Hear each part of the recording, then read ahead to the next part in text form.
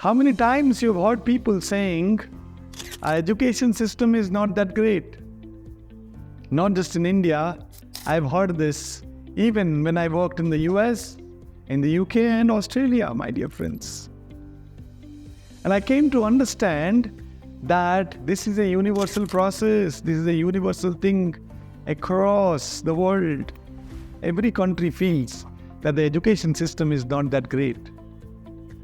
And there's the reason why the education system cannot be great because of so many constraints. One, it takes time to upgrade. Second, you never know, in today's world, a lot of things changes.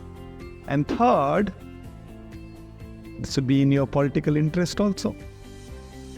So my dear friends, your education system, no matter whatever it is, would always have these issues.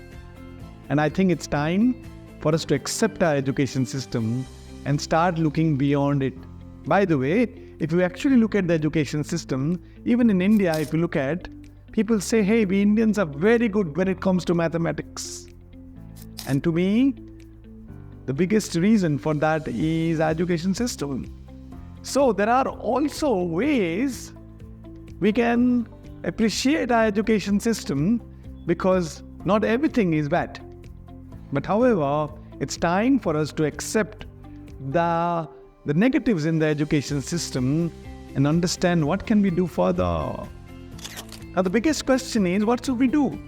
And to me, the answer to complement whatever the education system is teaching you is to invest on self-learning.